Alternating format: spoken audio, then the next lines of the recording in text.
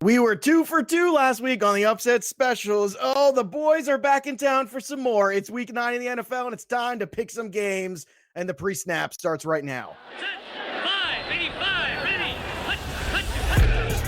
You're listening to the PreSnap Podcast Weekly Wagering Show, brought to you by LineStar, the top-rated DFS tool set and #1 companion for DraftKings, FanDuel, and Yahoo Daily Fantasy. Go LineStar Premium now at LineStarApp.com.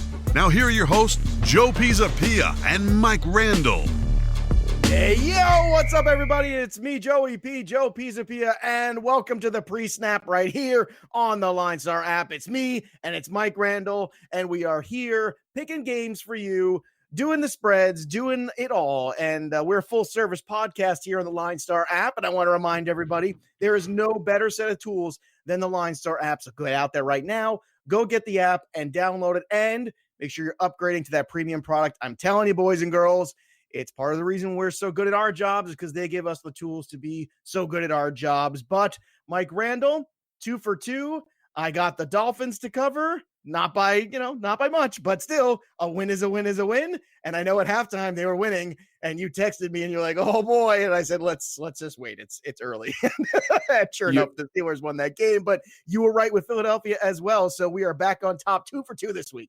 Very happy about Philadelphia, and you're too kind. You know that's not what I texted you. You're paraphrasing, okay? You are the man, and I can't wait until our Charger pick because I'm just not picking it. I'm following whatever you did it last say. Week too. You just followed last week. And that's it. No, I'm not even talking about it. You're going to ask me, and I'm going to say, well, what do you think, Joe? And then whatever you say is going to be right. It's that simple. I am the Charger whisperer, which is the worst possible skill. What a useless skill in life. Of all the things you could be good at, I know when the Chargers are going to win and lose football games. And in case you're keeping score at home, have they had a bye? I don't think they have. Have they? They have not. No, they have not. So I am now 8-0 on the Chargers this year. So that's terrifying and awesome at the same time. So basically, when we hit that, just pay close attention because that's basically money in your pocket. That's what it is. All right. So obviously last night, Thursday Night Football, no surprise there. So, it was nice to see Kenyon Drake be useful. This is shocking how, guys leave Miami, especially running backs, and become useful fantasy running backs, even in a tough situation last night. Look at Kenyon Drake being a thing. You think that can sustain it all the rest of the season? It's so ridiculous that he comes over, and it's damning to Miami, and it's also damning to David Johnson. I mean, they faced the Niners last night, one of the best, obviously second best defense in the NFL this year, and he was getting whatever he wanted. He was getting passes out of the backfield. He had strong burst in the hole, damning to both here. Can he be relevant? Well, this stretch is terrible. 2 San Francisco, 1 Tampa Bay, but he's off to a great start. Yeah, absolutely. And this is why I was excited about Kenyon Drake the last 2 years. And then after trick-or-treating, I got home and I checked it out and I was like, oh, well, look at this. Look at Kenyon Drake doing things on the football field. This is what I've been talking about for the last 2 years. And people think I'm crazy, but I am, but I'm not wrong about this. Speaking of which, did you dress up for Halloween with the kiddos, or are you not dressing up because the kids are too old? Where are you at with that whole thing? Oh, I have no problem dressing up. It's just heavy rain yesterday. So I was more the umbrella man, walking them around up and down. Yeah, it was the son was a shark. Daughter was Dorothy from The Wizard of Oz. So it was very nice, but heavy rain. But that doesn't keep us from trick-or-treating. It just may keep us from dressing up. Yes, we got lucky. We got the window from 5 to 7 where the rain finally stopped. And then we had a tornado basically come through town. And no, I don't live in Oklahoma. We both live in freaking New Jersey. So don't ask me how that happened. But the basketball hoop got knocked over. All kinds of crazy stuff happening around here. Oh, jeez. Yeah, I know. It's crazy. I was like, what? I thought the house was, speaking of Dorothy, I thought the house was going to pick up and fly away. So maybe it would land on Matt Nagy. That would be great. Maybe, or Adam Gase, even better. Let's land. No, that was just Jimmy G hitting on Aaron Andrews at the end of the game last night. I didn't see that. Did that happen? She asked her, "How does it feel to be 8-0?" He goes, "Feels good, baby." And then Andrews just starts laughing, and it's really awkward. It's like Jimmy G. Belichick's always right, Joe. He's always he always knows. Hey, but if you're Jimmy G, you feel you're pretty mad. You kind of feel like you can do that. See, he can get away with that, right? Because he's pretty. I can't get away with that. I do that, and all of a sudden it's a sexual harassment thing, and I'm a miserable person. But Jimmy G's handsome. He also can't get away with it. They're 2-6. Yeah, that's true. Like you never hear Brad Pitt getting accused of sexual harassment, right? Well, because it's Brad Pitt. Everyone's like, well, he's very handsome, right? Exactly. All right, let's get to some handsome picks here. Let's start with that London game. Jacksonville Jaguars, Houston Texans. This one's in London, which is basically a home game for the Jaguars. Let's be honest. They play there so much, waiting for this franchise to just move there already, for God's sakes. But they are actually 1.5 underdogs here. And I got to say, I love this. I love this. I think this is an upset waiting to happen.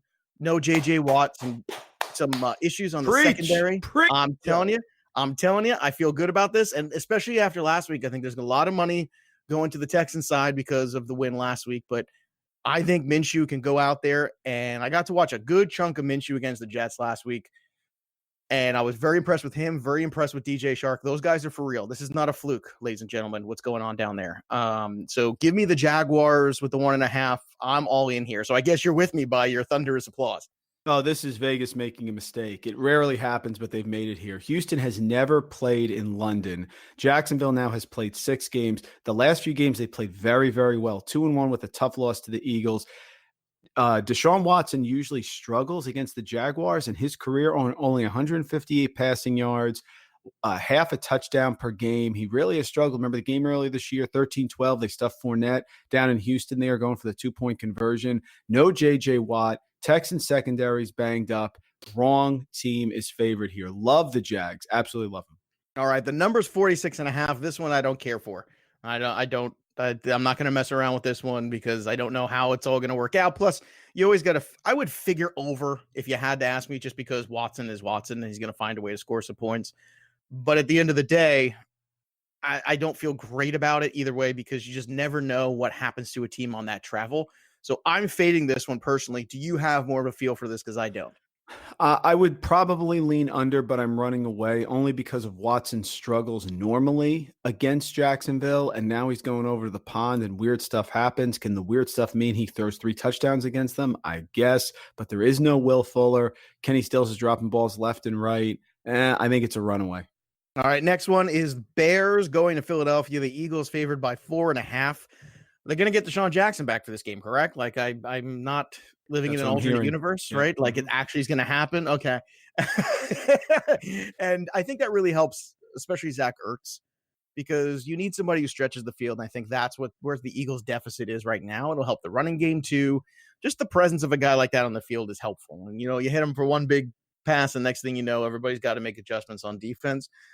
I don't like the Bears' ability to repeat what they did last week, running the football, not against Fletcher Cox in this front. Don't like it at all. So I don't think it's a comfortable cover for the Eagles, but I feel okay about it. Like I'm not touching the Bears. I have zero faith in them. I have zero faith in Trubisky. It's a road game for them. I think Eagles getting another piece back is a big deal. The fact that Miles Sanders can play in this one's a big deal too. So give me the Eagles. Mike Randle, where are you with this 4.5? I'm more confident. Eagles by 14. They're starting to get right. I believe in great coaches. Peterson has proved his mettle. They're getting healthy. They're going to ram the ball down the Bears' throat. No Hakeem Hicks has changed their defense. They're really struggling. Ertz has got to have some regression at some point. D-Jax comes back. It opens up the field. The Bears are going to want to run. David Montgomery finally was freed last week, and now he faces one of the toughest run defenses at home here. Eagles team finally coming home after a bunch of games on the road. I think this is an Eagles smash spot. I really do. Now, just to be clear, I don't know if you've had your coffee or enough coffee yet, but you did use the word great and Doug Peterson in the same sentence. So I just listen, I put it this way. He's proven it more to me than Matt Nagy. How about that? I think Matt Nagy's struggling right now. How about that? Well, Matt Nagy, I think, is a slave to what the organization wants him to do, which is make Trubisky a thing. And I think it's putting his job in danger if he doesn't get it straight. And no matter what, you need to turn around and hand the ball off 20 times to David Montgomery, or you don't have a chance for the rest of the year. I'm sorry. It's just how I feel about it. The number's 41.5. Where are you at with that? At 41.5, I'll go over because I do think the Eagles are going to score. I don't understand how Matt Nagy could run the ball 5 times 2 weeks ago. I don't understand that. I know it was the Saints. That one really bothers me because you're going to put it in Trubisky's It's a winnable football game. It's a winnable football game. Absolutely. This one, I think the big greater than sign, right, on social media, I'll take Peterson greater than Nagy. I'll take Wentz greater than Trubisky. I think Jordan Howard, him running, going to be much more effective than David Montgomery. So greater than signs all over the place. I think the Eagles score. I'll take the over. All right, Mike Randle, very confident there. All right, Indianapolis Colts, another basic pick'em game. They're going to travel to the Pittsburgh Steelers. The Colts are favored by 1.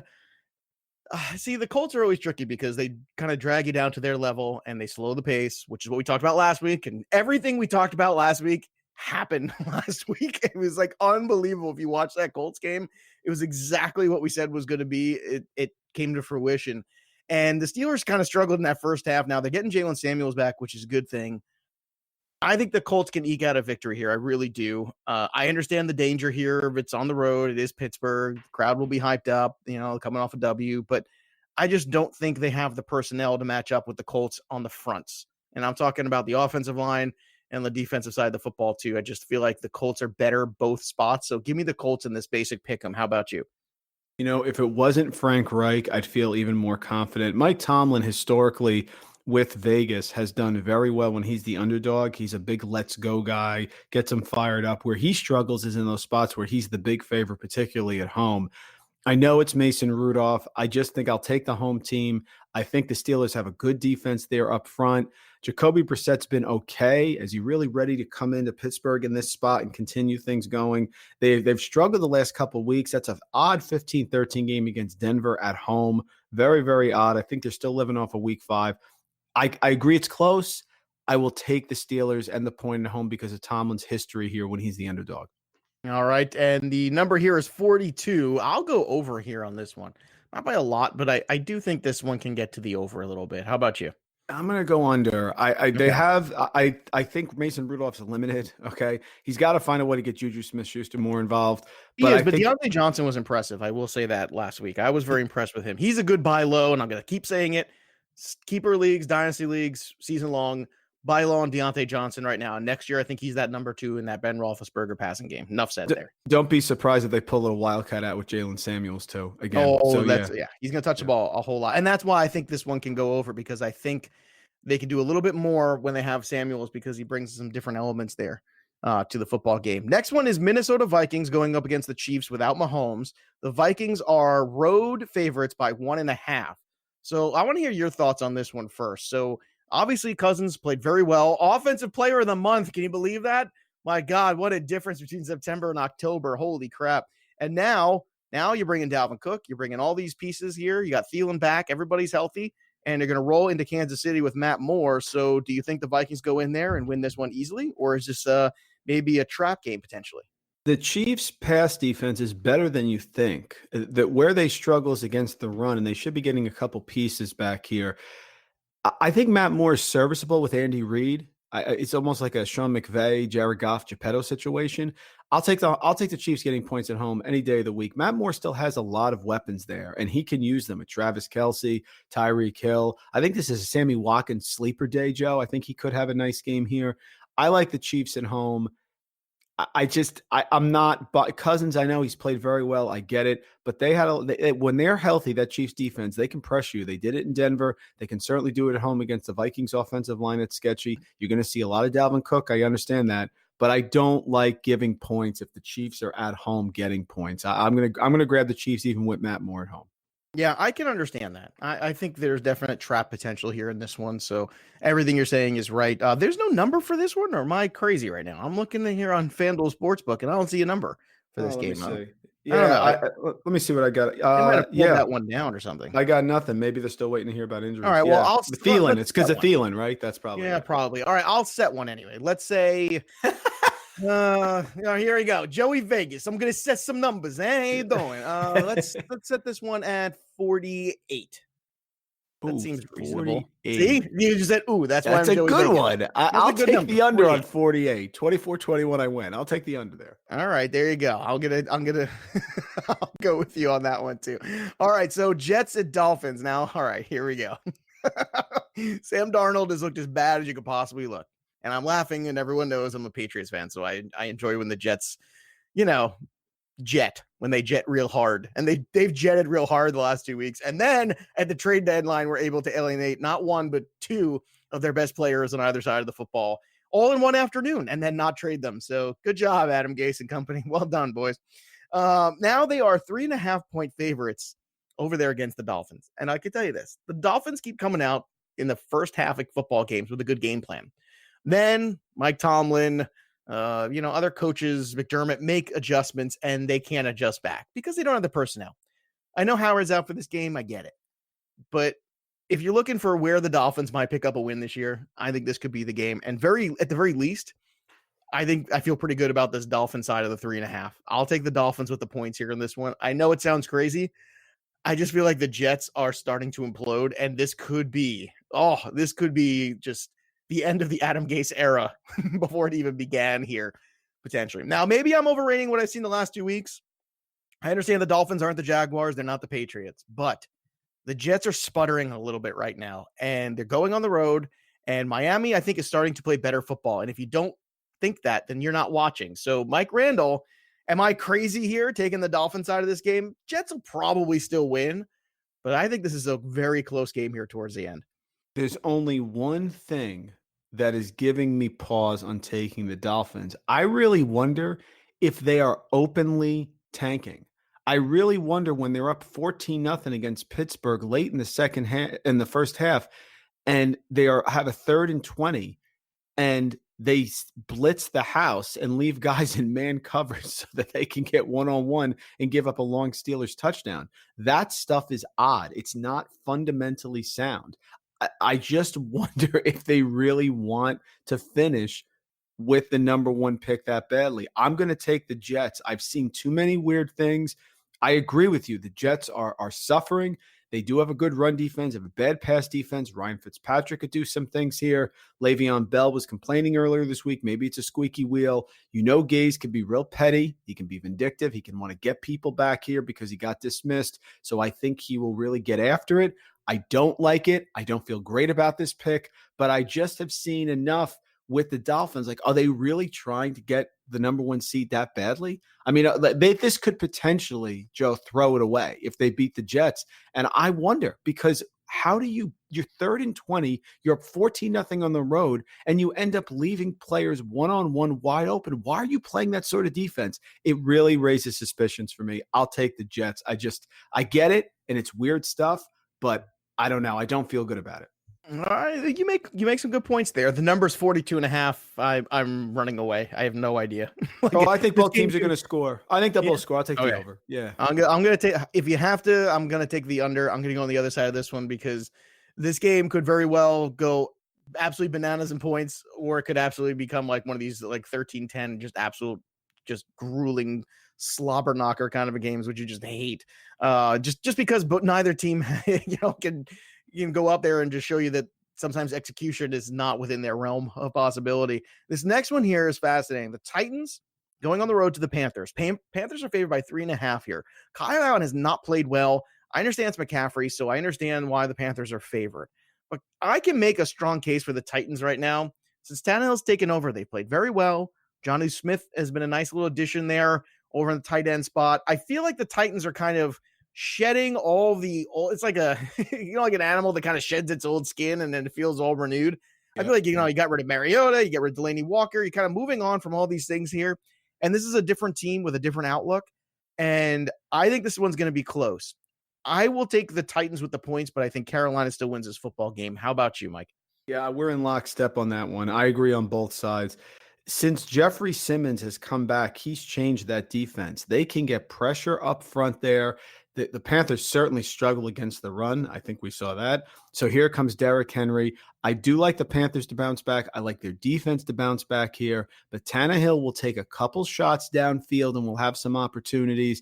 Simmons makes a big difference for the Titans on defense. They've been pressuring it more. They have a good front group. By the way, they have not allowed a team to get to 20 points this year. If you think about it, they haven't. So again, really sneaky. I agree with you. Titans with the points, Panthers for the win.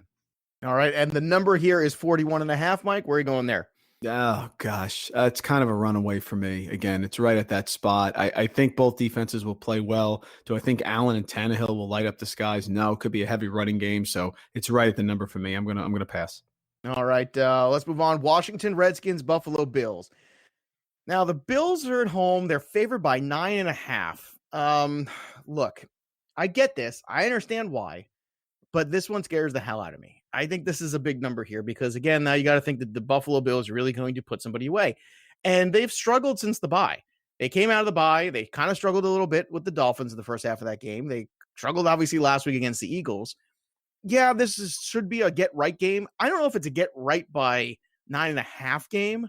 So I'm going to go on the other side of this one, too. I think the Redskins I think they can cover this. I really do. Mike, what's your thoughts on this one? Yeah, they can run the ball, which is what you need to do against Buffalo. And you're going to get a lot of Adrian Peterson. He's looked good since Callahan's taken over. Well, I think wait a minute. Hold on. I think I misspoke here. We are getting Haskins for this game now, right? Correct?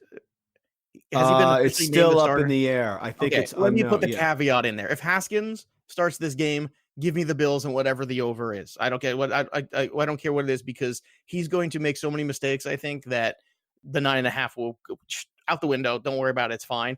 If it's anybody else but Haskins, I think that the Redskins cover this number. So I just want to make sure I'm covering myself there because we're still kind of waiting for the definitive here as we're recording this. So if it's Haskins, I just worry about a pick six. I just worry about a fumble. I worry about a turnover. And next thing you know, forget that 9.5. It's blown out of the water. So that's an easy cover for the Bills with Haskins. Yeah, Callahan said that he's still optimistic that Keenum can play. I agree. If it's Haskins, it's a disaster. There'll be interceptions all over the place. But if it's Keenum, they could manage the game. They can run the ball in the Bills. Bills a little shaken up by that home loss to the Eagles. I think they'll come out ready to go here. If it's Haskins, then I think it's going to be Bills by 20. But if it's Keenum, could be a low-scoring game, and I think that's a lot of points. Yeah. All right. The number is 37 in this one.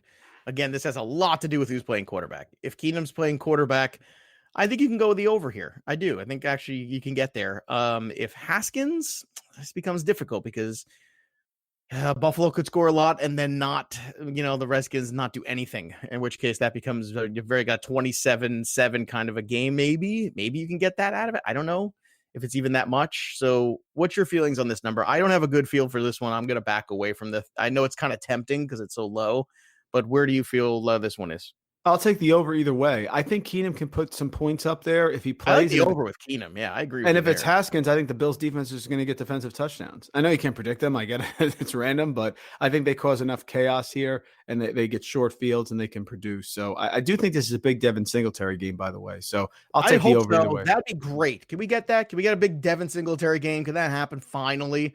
Him and Montgomery, I'll tell you, man, it's so frustrating every week. Every week you want somebody to do something, and then finally Montgomery does something, and he's on my bench everywhere.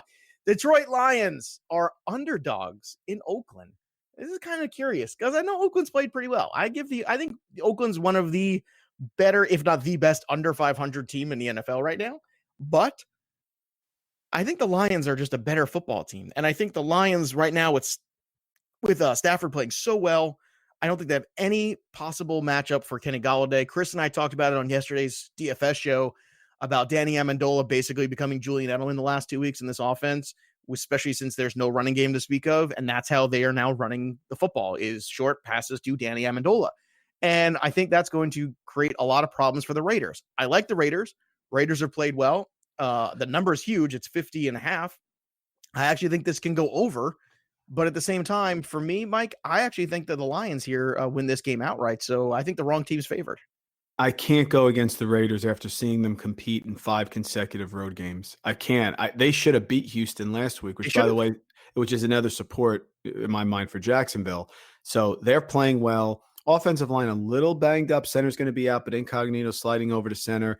I think they're going to score points. They're going to be happy to be home. Darius Slay, what's going on with him? Is he leaving? Is he not? I don't know. Is this a Jalen Ramsey situation? So the Lions defense can be run on. They've been terrible. Josh Jacobs has been incredible. He's the most elusive running back in the NFL right now. I like the points. I like a high-scoring game. I'm going to take the Raiders. I've just gone against them so much. I don't think they're good. They go and they beat the Colts on the road. They almost beat Houston on the road. And their defense, wouldn't it be still Raiders to do all that and then go home and finally get the home game and spit the bid against the Lions? I have no comeback to that answer. Yes, that's correct. I'm going to take the Raiders, but yes, it would be very right, we're going to split on this one. I'm going to take the Lions here because I just think the Lions have played so tough. Because you want to talk about a team that's better than their record too. The Lions are definitely that team. The Lions should have more wins. They should have a winning record. They should have a W against Green Bay. You could argue they should have a W against that Kansas City game too. So I'll take the Lions in this one. I'll take the over with the Lions at the 2.5 here. I think and even if Oakland squirts out a victory, I think they can still cover this number here. All right, so Tampa Bay Buccaneers are 4.5-point underdogs going into Seattle. Now, look, I am tired of hearing about how the Seattle Seahawks building is so tough to play in because it doesn't look that tough anymore. They almost lost week 1 to the Bengals. Preach, they lost Joe. To the Saints. Preach. They lost to the Ravens. Enough of the 12th man is dead, okay? Enough with the 12th man. Unless the 12th man is playing linebacker, I don't want to hear it. I don't want to hear it anymore. I'm over it. I'm done.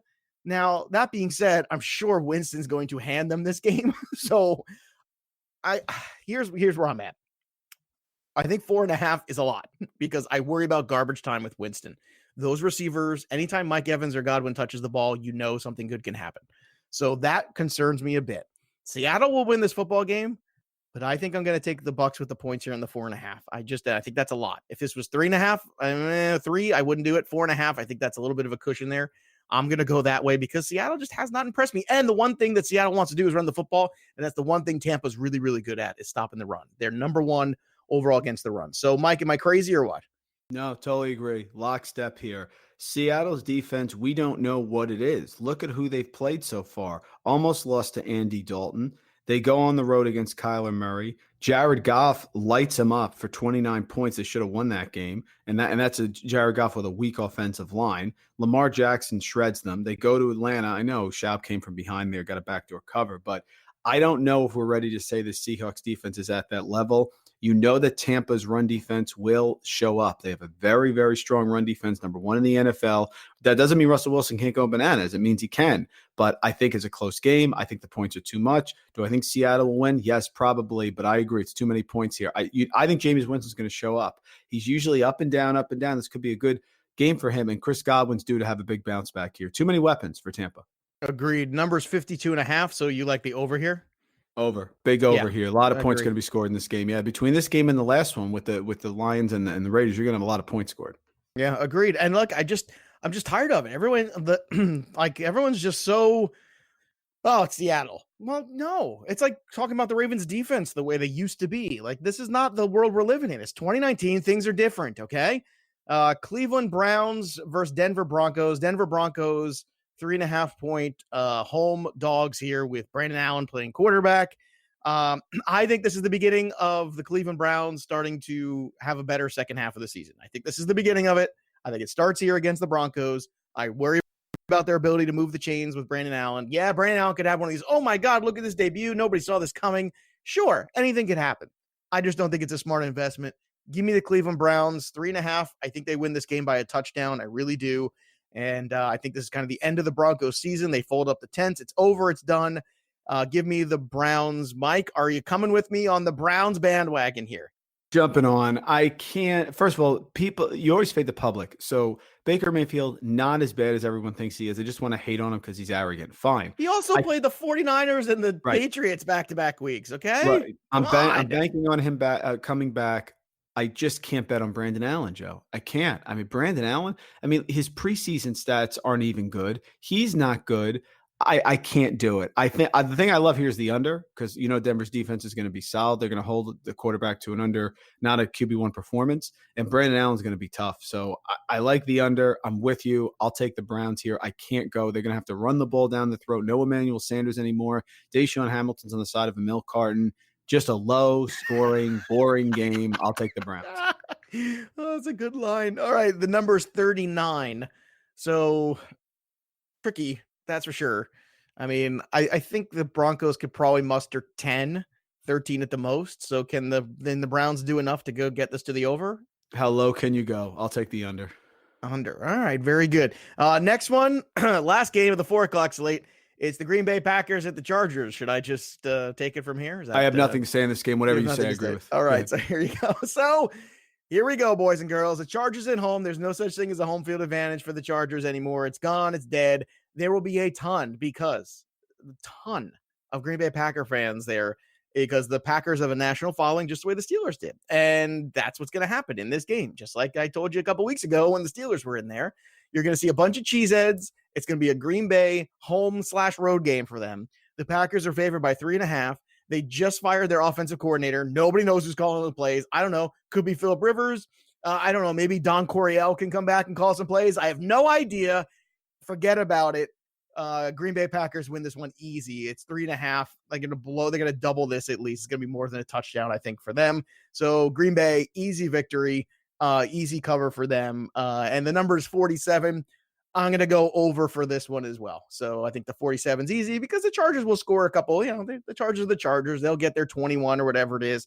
But I think the Packers are going to put up 31 easily here. So I agree. Listen, as much as I joke, I do agree with everything you're saying. They're going to Packers on the road here. Rodgers on the road is going to be ready to go. Do I think the Chargers will be better? Now they have Okun back. Yeah. And whenever you fire the offensive coordinator, sometimes you get a little bonus there. So I'll take the over just because I think some points are going to be scored, but not enough to get me off the Packers mark. I agree with you. And you are the Charger Whisperer. So I am the Charger Whisperer, baby. Okay, we got the 2 primetime games. Sunday Night Football. This is the game. If you're a football fan, you got to want to love watching this game. Hopefully it does not disappoint in terms of entertainment value. New England Patriots traveling to Baltimore. Baltimore, 3-point underdogs at home. I think that's right. I think that's a good number. It's a number as a Patriot person who watches the Patriots a lot. I'm telling you right now, the Patriots are going to win this football game. Now, the number's 3. They're going to win it by more than a field goal. That's where it gets tricky because whenever the Patriots play good opponents, they tend to be very close, kind of field goal-esque kind of games. Just go look historically. That's kind of what they are. However, this is the first time Lamar Jackson is facing the Patriots. It's the first time, and Bill Belichick has always schemed very well against rushing quarterbacks, no matter how good they are, and he is exquisite. Don't get me wrong. I have nothing but respect. I'm a big Lamar Jackson fan. I thought in the draft he should have gone way before he did. That being said, they're going to throw some blitz packages at him that he ain't seen before. They do have a player in Jamie Collins that can actually spy the quarterback, and not a lot of teams have that kind of player, and Collins has played very well this year. So for me, I actually think the Patriots with the 3 is comfortable. Give me the Pats on the road. I'm okay with that. And no, I am not one of these people that sees the world through red, white, and blue glasses with the Patriots. I'm very realistic, and everything I'm telling you is what I've seen for the last 20 years of watching Bill Belichick coach. So give me the Pats on the road with the 3. I think they actually, at the very least, cover the 3, but I think this one's comfortable. How about you there, Mike? What I love about Pats fans is they'll tell you their objective, and then they never pick against the Pats. So basically, just out of curiosity, what's the record? Well, how many times have they gone undefeated in a season? Once. So they do lose. And it doesn't mean if they lose that they're not going to win the Super Bowl. They have gotten destroyed at Kansas City when people were wondering on Monday night if Brady was actually going to have to retire. They also couldn't stop Tony Sparano and Ronnie Brown with the Wildcat at home. Even last year. Listen, one game I will always tell you. What do I tell you? And I think we did this earlier in the year too. Tom Brady does not play well in the heat. Last year, they went down there and crapped the bed against Jacksonville. And the other loss last year was where? Miami, all right? He does not play well in warm weather. It's not his bag, okay? So I will be the first person. Again, I've got all the data here from all these years of watching this football team. I'm telling you, everybody's super excited about Lamar Jackson, and you should be. But I'm telling you right now, they're going to make him throw the ball to beat the Patriots. And the way the secondary's played, I don't think that's the way towards a win for the Ravens. We'll see. This is my opinion. It's based in a lot of fact. And yeah, you make a good point. Us Patriot fans are obnoxious. You're 100%. Well, what I don't understand is, and I have several Patriot fans. My brother-in-law is a Patriot fan. I mean, family parties are lethal. No, but terrible. Folks, everyone's betting New England. The line opened at New England -6.5. The money and the bets came in on New England, and Vegas dropped the line. That's what happened.